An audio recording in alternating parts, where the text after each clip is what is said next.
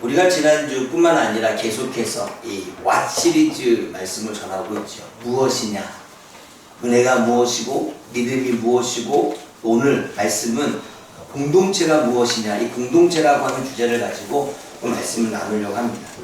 여러분, 우리 매주 교회에 모여서 예배를 드립니다. 그리고 마치고 난 다음에 밥을 먹고 목장별로 모여서 삶을 나누지요. 하지만 문득 이러한 질문이 들 때가 있습니다. 왜 굳이 모여야 할까? 여러분, 요즘 특히 더 그래요. 왜 굳이 모여야 할까? 집에서 편안하게 혼자 예배드리면 안 될까?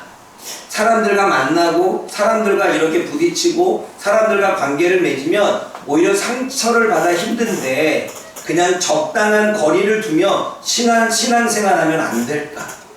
내가 다른 사람에게 내 얘기를 하기 싫은데 도대체 목장 모임을 빠지면 안 될까?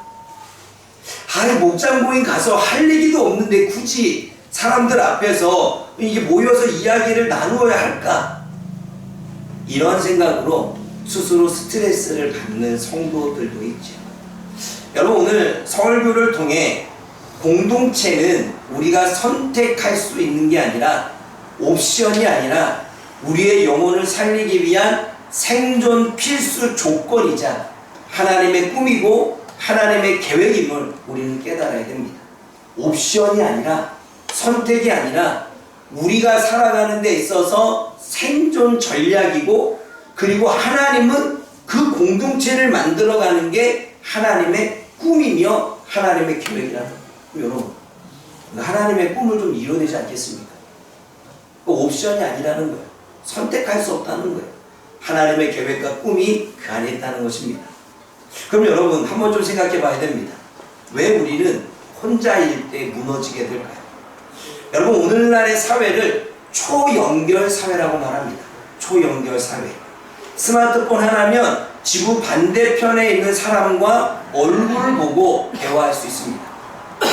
인터넷 하나로 세계의 모든 소식을 들을 수 있고 어떤 일이 일어나고 있는지 어떠한 사건이 벌어지고 있는지 다 알고 있습니다. 지금 미국에서 열심히 손흥민이 축구를 하고 있는데 성적이 얼마나 되는지 우리는 인터넷으로 다 압니다. 하지만 역설적이게도 세상의 소식은 다 아는데 옆 사람의 소식은 모릅니다.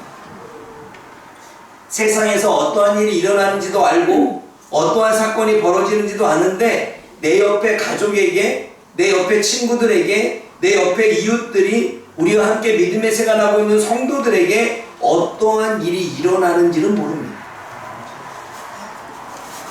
실생활 하나를 들어보겠습니다.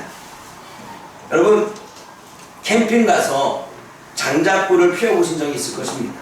활활 타오르는 장작더미에서 장작 하나를 딱 빼서 꺼내놓으면 어떻게 될까요? 꺼지게 됩니다. 그런데 아무리 잘 타던 장작불이라도 이렇게 떨어져 나오면 금방 불씨가 꺼지게 되는데, 그리고 연기만 나는데 그 장작불을 그 장작을 다시 한번 장작더미 속에 던져 넣으면 어떻게 될까요? 불이 붙게 되어집니다. 여러분, 이것이 공동체라는 거죠. 우리의 신앙생활도 마찬가지입니다. 혼자서 잘할 수 있을 것 같지만 인생의 고난이라고 하는 이 어려움과 찬바람이 불어오면 혼자 있는 우리들의 영혼은 금세 식어버립니다. 하나님께서 공동체로 부르신 이유는 우리가 서로 열기를 나누고 함께 타올라서 하나님의 나라를 세워가기 위한 하나님의 계획이 그 안에 있는 것입니다. 그래서 공동체는 서로가 넘어졌을 때 일으켜주고 안아주는 안전망이 됩니다. 그리고 세상의 여러 어려움과 풍파 속에서도 우리를 지켜주고 보호해주는 영적인 울타리가 됩니다. 그게 공동체입니다. 그래서 전도서 4장 9절에 말합니다. 두 사람이 한 사람보다 나음은 그들이 수고함으로 좋은 상을 얻는다라고 말합니다.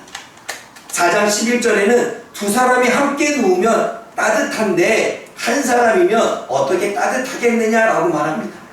4장 12절에도 말합니다. 한 사람이면 패하는데 두 사람이면 능히 이길 수 있다고 말합니다. 여러분, 공동체는 사람의 필요에 의해서 만들어진 것이 아닙니다. 우리는 그렇게 알고 있습니다. 내 필요에 따라, 내 선택에 따라 만들어진 공동체. 내가 모임을 갈 때 선택해서 가지요. 그러니 그 공동체의 모임은 내 선택에 따라 만들어지는 것이라고 생각을 합니다. 그런데 여러분, 성경에서 공동체는 하나님의 성품 그 자체에서 시작되었다고 말씀합니다. 그게 창세기 1장 26절의 이야기입니다. 한번 찾아서 읽어볼까요? 창세기 1장 26절에서 과연 공동체는 어떻게 시작되었느냐라는 거예요. 한번 읽어봅니다. 창세기 1장 26절. 크게 읽습니다. 하나님이 이르시되 우리의 형상을 따라 우리의 모양대로 우리가 사람을 만들고 그들로 바다의 물고기와 하늘의 새와 가축과 온 땅과 땅에 있는 모든 것을 다스리게 하라. 하나님이 인간을 창조하실 때 내가 만들겠다라고 하지 않으셨습니다. 나 혼자서 만들겠다고 말씀하지 않았고, 사람을 창조할 때 오늘 무엇이라고 말씀합니까? 우리가 우리의 형상을 따라 사람을 만들고 라고 말씀합니다. 우리가 우리의 형상을 따라 라고 말합니다. 성부 하나님, 성자 예수님, 성령 하나님, 그 영원전부터 완벽한 사귐 속에서 함께 있었다고 말합니다. 그분이 혼자 독단적으로 떨어져 있는 게 아니라 성부와 성자와 성령의 삼위 하나님이 서로가 완벽한 사귐 속에 있었다고 말합니다. 그래서 신학자들은 이 이야기를 전문어로 페리코레시스라고 말합니다. 페리코레시스. 여러분, 우리가 읽었던 오늘의 본문 말씀 요한복음 17장 21절의 말씀이 페리코레시스라고 하는 의미를 보여주고 있습니다. 그게 뭘까요? 페리코레시스라고 하는 완벽한 사귐이라고 하는 이야기가 뭘까? 여러분, 요한복음 17장 21절 말씀을 다시 한번 읽어봅니다. 함께 읽어보겠습니다. 아버지와 아버지께서 내 안에 내가 아버지 안에 있는 것 같이 그들로 하나가 되어 우리 안에 있게 하사. 아버지가 내 안에 있고 내가 아버지 안에 있는 것이 같이 하나가 되는 것, 이게 페리코레시스입니다. 23절에도 내가 저희 안에 있고 아버지가 내 안에 계셔서 온전함을 이루어 하나가 되는 것, 이게 페리코레시스입니다. 그러니까 페리코레시스라고 하는 이 단어는 서로 안으로 들어가다, 서로를 위해서 공간을 내어주다. 이런 공간을 내어주니까 들어갈 수 있어요, 없어요? 여기 있잖아요. 공간을 내어주지 않으면 들어갈 수 없는 겁니다. 서로 품어주다 라는 게 페리코레시스입니다. 이거를 조금 쉽게 말하면 이렇습니다. 하나님은 아들에게 이 마음의 공간을 내어주었습니다. 예수님이 아들에게. 그리고 아들도 하나님 아버지께 자신의 마음의 공간을 내어줬습니다. 그 내어준 공간 안에 하나님이 아들의 마음에 들어가시고 또 아버지가 아들의 마음의 공간에 들어가신 것입니다. 그래서 어떻게 해요? 서로가 품어주는 겁니다. 이게 삼위 하나님의 영원한 사귐, 페리코레시스라고 이야기를 합니다. 그러니까 하나님은 홀로 고립된 분이 아니라 서로가 서로에게 기쁨이 되고 영광이 되는 공동체적인 존재로 계신다는 거예요. 그게 하나님의 존재입니다. 네, 여러분, 페리코레시스를 조금 더 쉽게 비유로 설명은 이렇습니다. 사랑하는 가족에 비유하면, 사랑하는 가족은 서로의 삶 속에서 서로의 삶 속에 깊은 이런 관계를 맺고 살아갑니다. 그런데 각자의 개성이 있습니다. 개성이 있죠. 개성이 있음에도 서로가 다른 인생을 살지만 기쁨과 슬픔을 함께 나눕니다. 그리고 좋은 것도 나쁜 것도 함께 나눕니다. 행복할 때에도 불행할 때에도 그 경험을 함께 였습니다. 가정에 어려움이 생겼을 때 자녀들도 그걸 모를 것 같죠? 압니다. 그리고 부부가 서로가 한 공동체가 살게 되면 나 혼자 힘들어하는데 나 혼자 힘들어하지 않습니다. 결국은 그것은 가족 전체의 어려움으로 겪게 되어지죠. 그게 페리코레시스입니다. 또 오케스트라 비유하면 이렇습니다. 바이올린과 첼로와 플룻과 클라리넷은 서로 다른 악기입니다. 그런데 서로 다른 악기가 다른 소리를 내지만 그것이 같이 불어서 연주할 때 한 곡이 완성되어지는 것입니다. 삼위 하나님이 그렇다는 거예요. 삼위 하나님이 각자의 개성이 있고 각자의 사역이 있고 각자의 일들을 하지만 함께 아파하고 함께 슬퍼하고 함께 기뻐하고 함께 즐거워하시는 분이 우리 삼위 하나님이라고 말합니다. 이 이야기는 각자가 다른 성품과 다른 삶이 있지만 서로 다른 성품과 서로 다른 삶으로 하나님의 나라를 완성해가는 것. 여러분의 각자의 삶이 있습니다. 여러분의 각자의 개성이 있습니다. 여러분들만의 인생이 있고 여러분들만의 성격이 있습니다. 그러나 그 모든 것들이 하나가 되어지고 그 공동체가 그렇게 그러한 모습을 연결해서 하나님의 나라를 완성해가는 것, 이게 페리코레시스라는 거예요.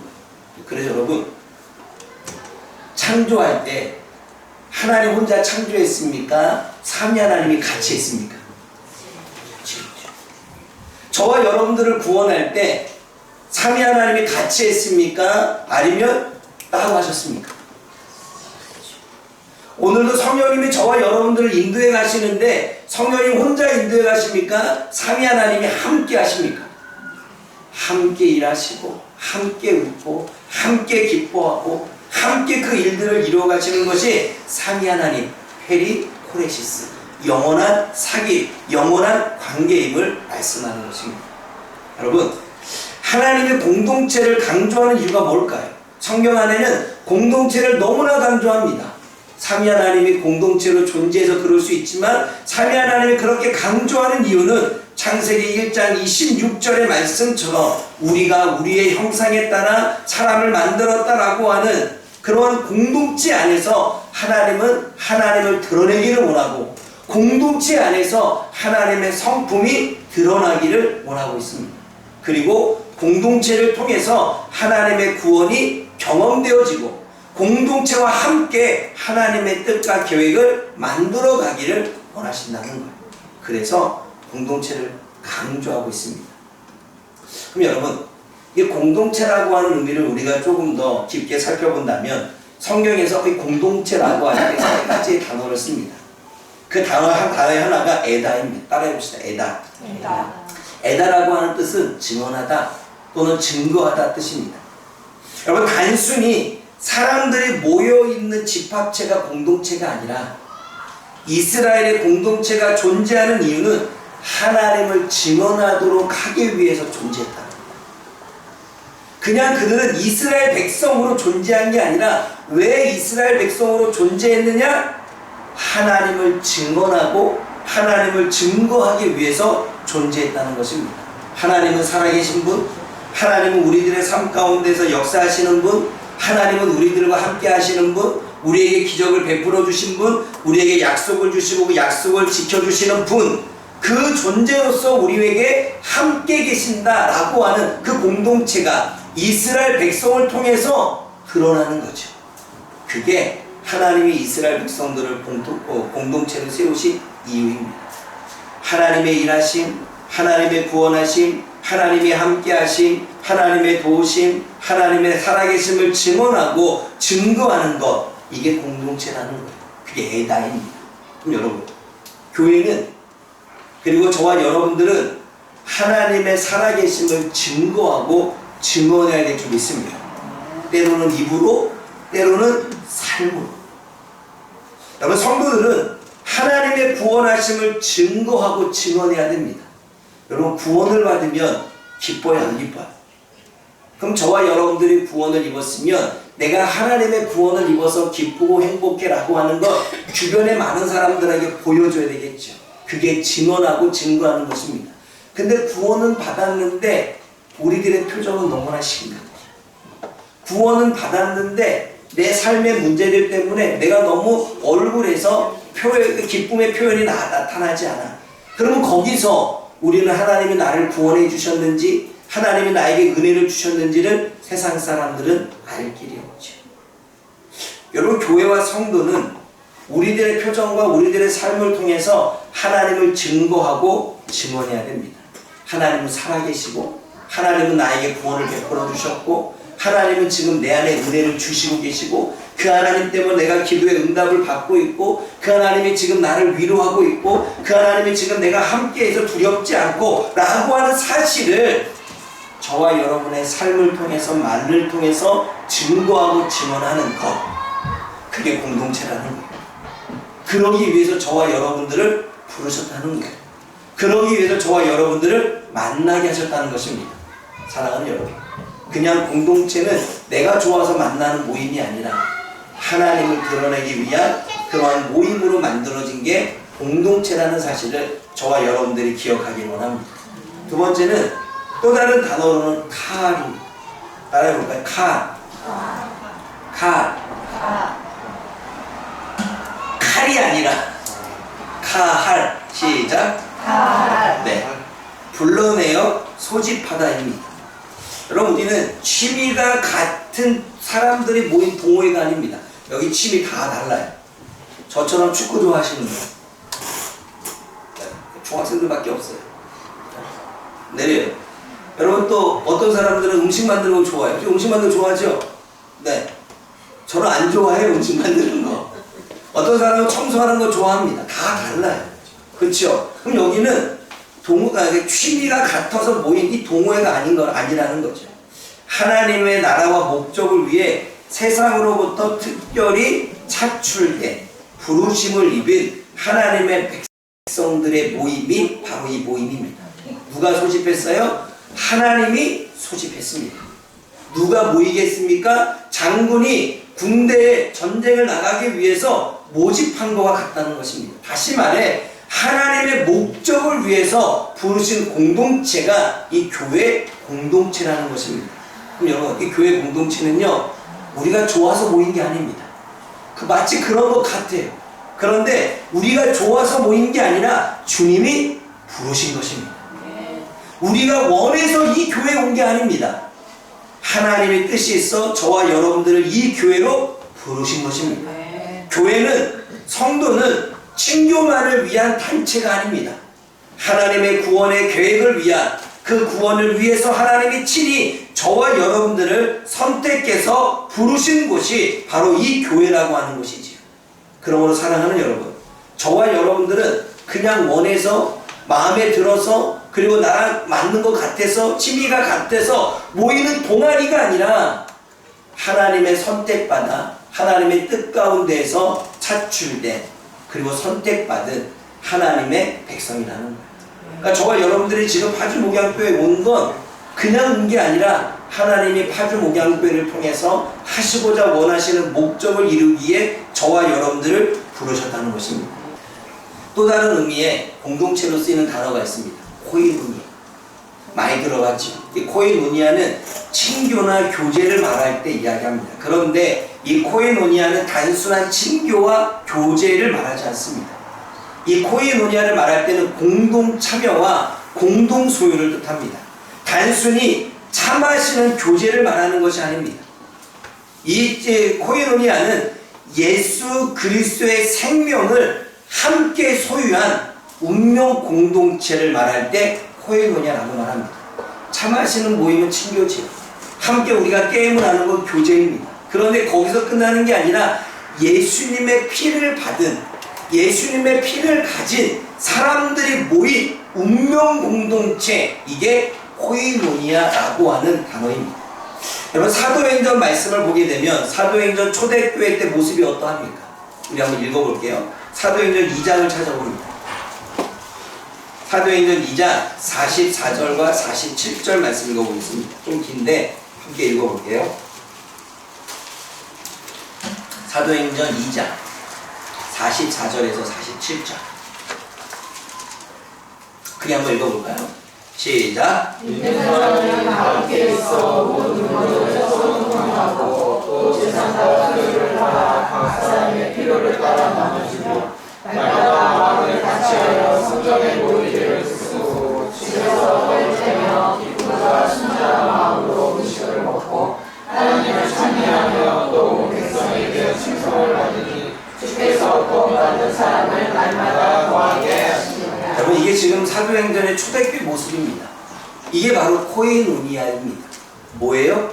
믿는 사람들이 다 함께 있어 물건을 서로 통용하고 재산과 소유를 팔아서 필요에 따라 서로 나눠주고 함께 식사하며 반찬을 나누는 것, 이것이 친교이며 교제라고 말합니다.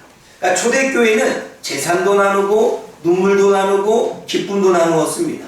그 이유는 단 하나였습니다. 뭐 때문에 그랬을까요?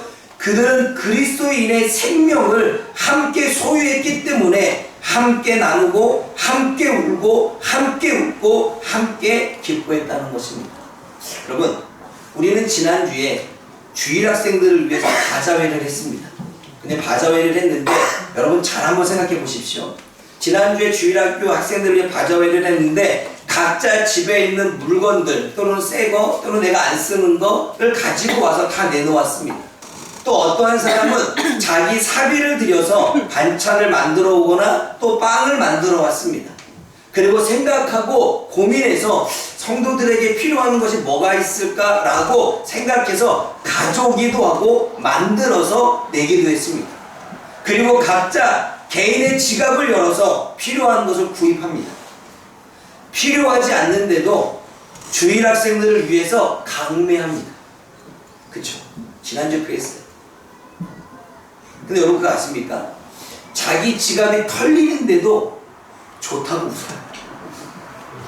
내 지갑 털어서 물건 만들고 내 지갑 털어서 반찬 만들고 그런데 열심히 팔았는데 나한테 돈은 하나도 안 들어와. 사모님 돈으로 지갑으로 다 가. 그런데도 좋다고 지갑 열어서 다 삽니다. 왜 그럴까요? 그게 코이노니아입니다. 함께 참여하고 함께 나눕니다. 물건도 나누고 물질도 나누고 반찬도 나눕니다. 기쁨도 나누고 웃음도 나눕니다. 이것이 주님이 말씀하시는 공동체 코이노니아 나눔. 그래서 운명 공동체, 함께 소유하는 공동체, 함께 나누는 공동체입니다. 함께 있는 것이 아닙니다. 함께 속한 것입니다. 그럼 부부 가운데서도 쇼윈도 부부가 있다고 말하죠.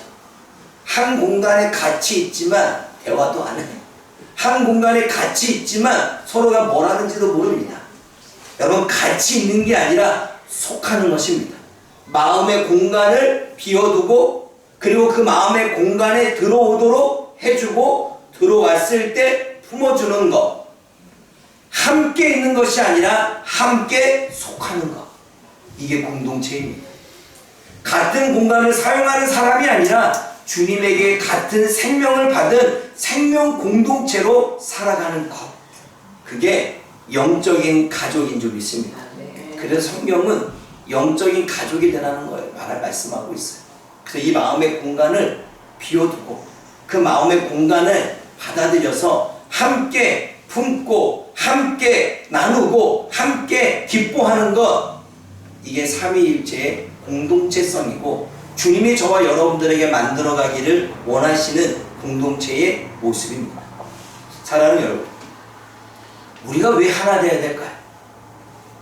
단순히 보기 좋아서 하나 되면 좋으니까 같은 티를 딱 입고서 으쌰으쌰 체육대하는 것처럼 하면 좋으니까? 아니요. 살기 위해서 우리는 하나 되어야 됩니다. 여러분, 신앙생활은 영적인 전쟁터입니다. 베드로전서 5장 8절에 말씀합니다. 근신하라 깨어라 너희 대적 마귀가 우는 사자와 같이 두루다니며 삼킬 자를 찾는다. 누가복음 22장 31절에 말합니다. 사탄이 너를 흔들어댄다. 데살로니가전서 3장 5절에 이야기합니다. 마귀가 너희를 시험한다. 디모데후서 2장 26절에 이야기합니다. 마귀가 함정을 파놓고 기다린다고 말합니다. 여러분, 사탄은 성도인 저와 여러분들을 공격하고 괴롭히고 인생을 힘들게 만듭니다. 쉽게 만들지 않습니다. 어렵게 만듭니다. 사탄은 절대로 강한 자를 먼저 공격하지 않습니다. 공동체에서 떨어져 나간 나고자를 공격합니다. 그래서 사탄을 어디에 비유하냐면 사자에 비유합니다. 무리에서 떨어진 짐승을 먹잇감으로 정하고 슬금슬금 조용히 다가가서 달려들어 목덜미를 확 물고 죽을 때까지 목덜미를 놓지 않습니다. 그래서 죽은 뒤에는 그 시체를 먹는 게 사자이지요. 공동체에서 떨어진 성도에게 사단은 이 생각 저 생각 심어놓습니다. 거짓말과 속임으로 심어놓습니다. 머릿속에 온갖 추측과 소설을 쓰게 만듭니다. 그래서 시험 들게 합니다. 함정에 빠뜨립니다. 생각과 마음을 흔들어 놓습니다. 그리고 난 다음에 어떻게 해요? 마지막에 잡아먹습니다. 그런데 이러한 사단의 수법을 너무나 잘 들었고 알면서도 우리는 또 속고 넘어갑니다. 여러분, 공동체 안에 있지 않고 공동체 밖에 떨어져 있으면 사단의 밥이 되긴 너무나 쉽습니다. 사단은 그러한 영혼을 찾기 시작합니다. 그래서 이 생각 저 생각 들게 하고요, 이 거짓말 저 거짓말 믿게 하고요, 그냥 머릿속에 온갖 소설과 온갖 추측을 만들어서 일어나지 않았는데 일어난 것처럼 느끼며 살아가게 만들게 됩니다. 그 사람이 그렇게 행동하지 않았는데 마치 그렇게 행동한 것처럼 믿게 만듭니다. 그것이 사단이 우리를 시험 들게 하고 함정에 빠뜨리고 생각과 마음을 흔들어 놓는 것입니다. 사랑하는 여러분, 지난번에 제가 공동체를 설교하면서 캘리포니아에 있는 거대한 레드우드 숲에 대한 이야기를 했습니다. 거대한 레드우드 숲이라고 하는 말씀을 기억하십니까? 기억하세요? 3명 끄덕, 나머지는 몰라. 여러분, 이 나무는요, 한 번 자라면 100m까지 자란다고 합니다. 그러니까 100m까지 자라는데 뿌리는 적게 깊지가 않다고 말합니다. 그럼 여러분, 등치가 크고 뿌리가 얇은데 바람이 불면 어떻게 될까요? 당연히 넘어집니다. 그런데 어떠한 강풍이 와도 넘어지지 않는데, 그 이유가 뭐예요? 뿌리가 깊지 않지만 서로가 다 그 뿌리끼리 연결되어 있는 거예요. 붙잡고 있는 거예요. 그러니까 거대한 100m의 나무라 할지라도 뿌리가 얕다 할지라도 서로가 엉켜 있으니까, 서로가 연결되어 있으니까 태풍이 와도 서로를 지탱해주고 있기 때문에 절대로 쓰러지지 않는다는 것입니다. 이게 한 몸입니다. 말씀 한번 더 찾아볼까요? 에베소서 4장 16절 말씀입니다. 에베소서 4장 16절.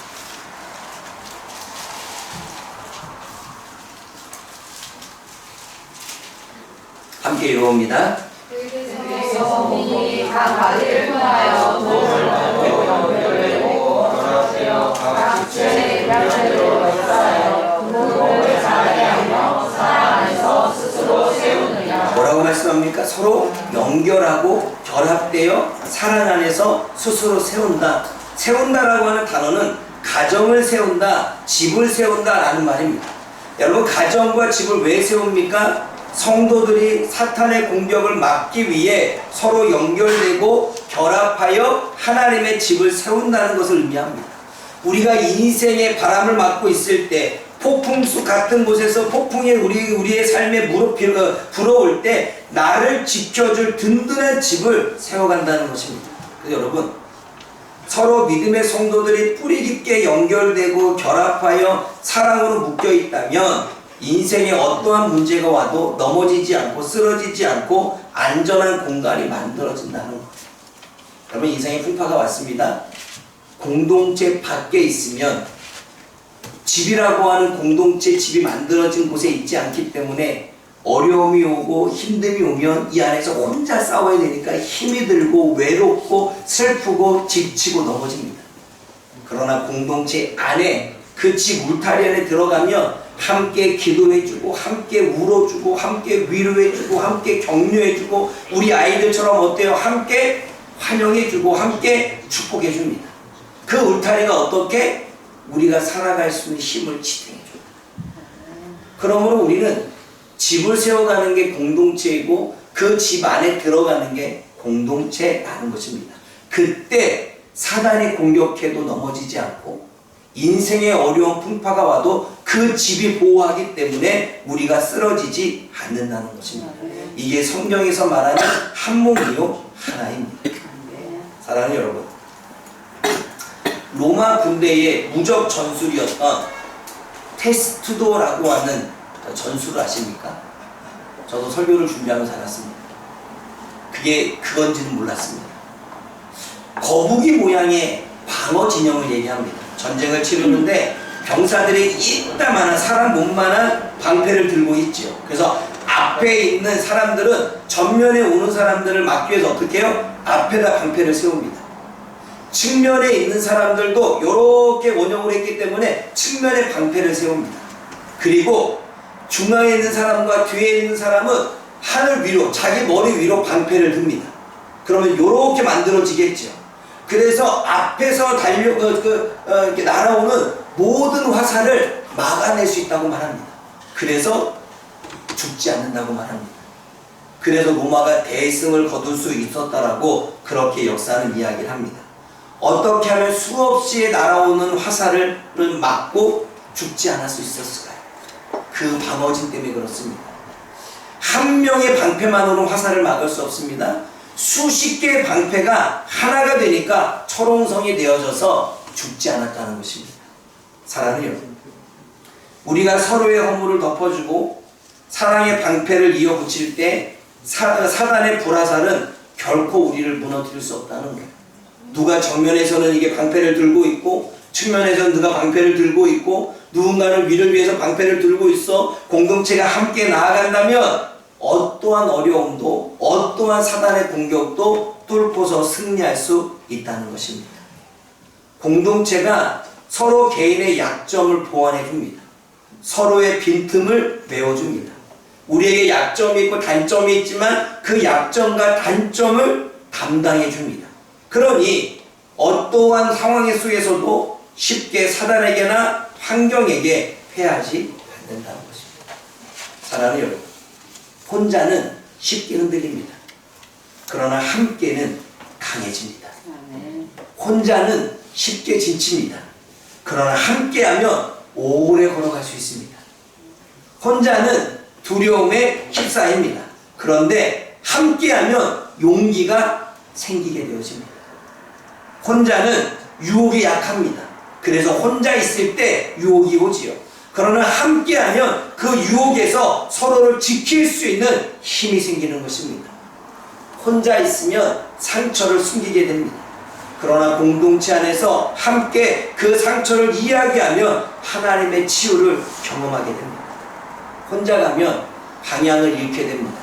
그러나 함께 그 길을 찾게 되어지면 길은 찾을 수가 있는 것입니다. 혼자는 씨앗이지만 함께하면 숲이 되어집니다. 혼자 살아가는 인생은 점이 되어지지만 그러나 함께 살아가는 인생은 역사가 되는 것입니다. 저와 여러분들이 인생을 혼자 살아가면 우리는 한 사람이겠지만 함께 가면 하나님의 군대가 되는 줄 믿습니다. 이렇게 저와 여러분들이 하나님의 나라를 함께 세워가는 믿음의 공동체, 하나님의 군대가 되어지기를 주님의 이름으로 축복합니다. 아멘. 말씀을 맺고 나면 아멘은 하는데 삶에서는 내가 뭘 했지 기억이 안 나요. 그렇죠? 제가 그래서 이제 매번 설교 때마다 우리가 그런 적용을 좀 해야 되겠다. 여러분, 공동체성을 회복할 수 있는 세 단계의 적용을 좀 하려고 합니다. 적용은 실천이죠. 그래야 우리가 하나님이 원하시는 공동체를 만들어가지 않겠습니까? 그래서 이번 주 한 주간은 저와 여러분들이 이 실천하기 위해서 한번 싸워봅시다. 그 첫 번째가 뭐냐면 보기입니다. 따라해봅시다. 보기. 공동체성을 깨는 가장 요즘에 공동체성을 깨는 것이 있다면 뭘까요? 스마트폰입니다. 스마트폰은 어디서나 누구와 함께 있어도 스마트폰을 봐서 주변을 바라보지 못합니다. 밥을 먹을 때도 어때요? 가족들과 외식을 하는데 어때요?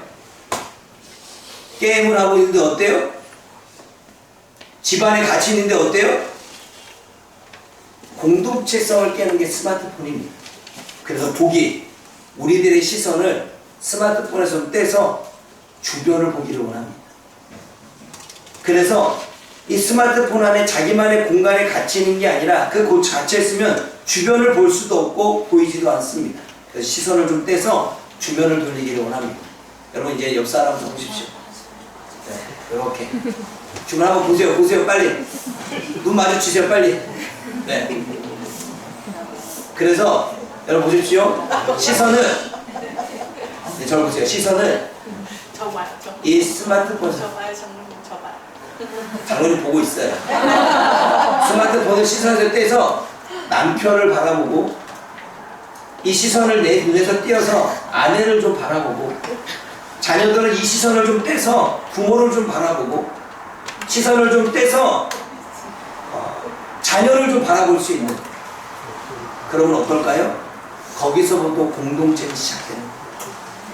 개인의 삶에서 함께라고 하는 삶이 되어지는 것입니다. 따라해봅시다. 우리의 시선을 스마트폰에서 띄자. 여기서 이제 머리가 좋은 사람들은 스마트폰을 떼면 되지. TV 봅니다. 스마트폰이라고 그랬어. 인터넷, 컴퓨터 봅니다. 그래서 얘기합니다. 스마트폰에서, 컴퓨터에서, TV에서, 저는 좀 그 책에서 좀 눈을 떼야 될 것 같아요. 책에서 눈을 떼서 어떻게 해요? 주변을 좀 바라봅시다. 이게 첫 번째 적용입니다. 다시 한번 여러분 옆사 둘이 눈 띄고 옆 사람 봐. 시작. 네. 여기도 보십시다. 옆 사람 들어보십시오. 네. 그렇게 합시다. 여러분들 우리 자녀들한테 그러죠. 야 제발 스마트폰 좀 보지 마. 스마트폰 보지 마. 여러분 우리 기성세대가 좀 교훈이 됩시다. 그래서 다음 주부터는 교회 안에서 우리 성도님들 먼저, 우리 장년부들 먼저 스마트폰 보지 말고 우리 아이들 봅시다. 스마트폰 보지 말고 어떻게 해요? 우리 성도들 봅시다. 근데 여러분들 교회 일찍 오면요 다들 앉아서 이거부터 봅니다. 그러니까 주변에 누가 왔는지 몰라요. 어떤 일이 벌어지는지 몰라요. 무슨 대화를 나누는지 몰라요. 그리고 우리 애들한테 말합니다. 네, 스마트폰 하지마. 본인은 잘하면서. 사랑하는 여러분, 다음 주부터 교회에서는 스마트폰 보지 말고 누구를 본다? 옆 사람을 본다. 그리고 다음 주부터 스마트폰 보지 말고 누구 본다? 엘리베이터에서 오시는 분들 보는 거예요. 그래서 환영해 주는 거야. 왔어. 그렇죠? 저도 이러기 힘들어요. 어떻게 하면 웃길까? 여러분 이 첫 번째 적용입니다. 두 번째 적용은 듣기입니다. 따라해봅시다. 듣자. 3분 경청의 법칙을 실천합시다. 여러분 공동체의 파괴는 대화의 단절에서부터 옵니다. 듣기보다는 말하기 때문입니다. 다른 사람의 말보다 내 말을 먼저 하고 싶기 때문에 대화의 단절이 옵니다. 그렇기 때문에 이번 주는 3분 경청을 도전해 봅시다. 목장 모임 안에서도요 어때요? 누군가가 1분이 넘어가고 2분이 길어지고 3분 가고 4분 가면 그때부터 우리는 몸을 빌빌 끌고 이러죠. 성을 우리는 언제 컸나? 저 전에도 들었는데. 그래도 여러분 어때요? 내 무릎을 꼬집으면서 천천히 이러면서 3분 들어주기입니다. 중간에 말을 끊지 말고. 만약에 자녀들이 와서 이러쿵저러쿵 이야기하는데 그 이야기가 정말 듣고 싶지 않아. 정말 쓸데없는 이야기야.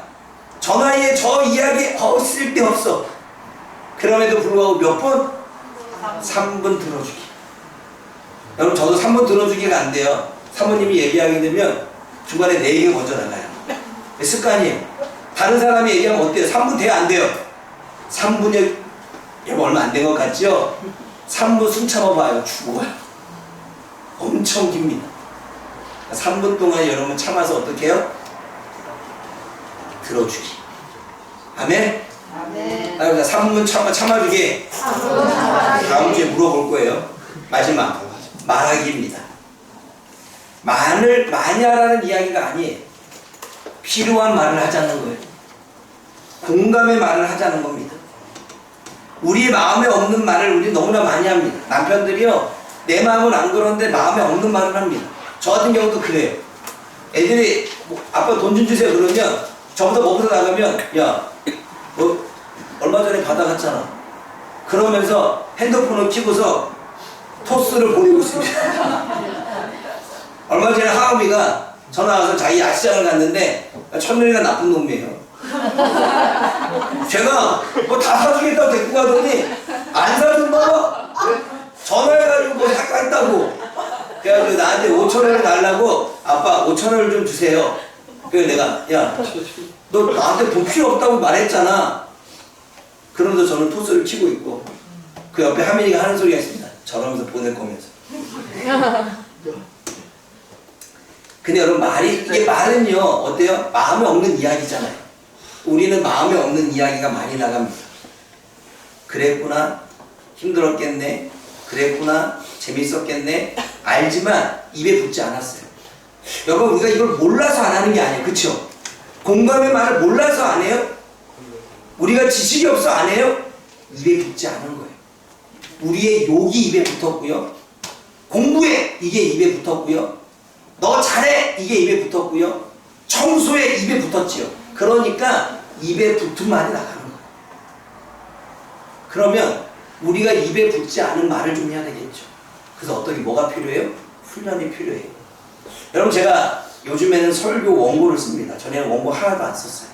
똑똑해서? 아니요. 근데 되돌아보니까 제가 반복적인 말을 많이 해요. 제가 모니터링을 합니다. 제 설교에 들으면서 은혜 받아요. 여러분 나는 은혜 받는다고. 그런데 비웃네. 근데 반복적인 말이 많이 나오더라고요. 그래서 안 되겠다. 원고를 쓰자. 근데 원고를 써요. 반복적인 말을 하지 않으려고. 여러분, 우리는 나도 모르게 마음에 없는 말, 그리고 우리는 하지 말아야 될 말, 이것을 잘못된 말 알면서도 그 입에 붙었기 때문에 나가는 거예요. 그래서 우리는 새로운 길을 개척해야 됩니다.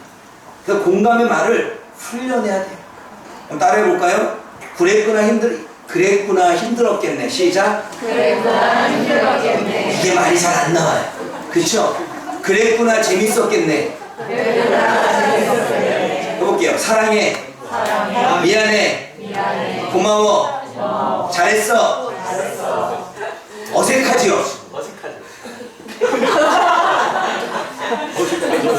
여러분 어색합니다. 저도 잘 안 해요. 근데 이걸 훈련해야 됩니다. 여러분 이제부터 여러분들이 말하기 훈련을 하는 거예요. 우리가 예로 돌아가서 공감의 말을 좀 해봅시다. 따라오게. 그랬구나. 힘들었겠네. 그랬구나. 재밌었겠네. 사랑해. 미안해. 고마워. 잘했어. 여러분 이게 입에 붙을 때까지 저와 여러분들이 훈련하기를 원합니다. 그래서 보기, 듣기, 말하기를 일주일 동안 실천해서 저와 여러분들의 말씀이 그냥 듣는 것으로 끝나지 않고 그 말씀이 내 삶의 변화로 나타날 수 있도록, 내가 그래서 성장할 수 있도록, 내가 그래서 스마트폰보다는 사람을 볼 줄 알고, 내가 다른 사람의 말을 잘 경청할 줄 알고, 내가 다른 사람에게 공감의 말씀을 할 수 있는 그러한 사람으로 성장해 나아가는 저와 여러분들이 되어지기를 주님의 이름으로 축복합니다.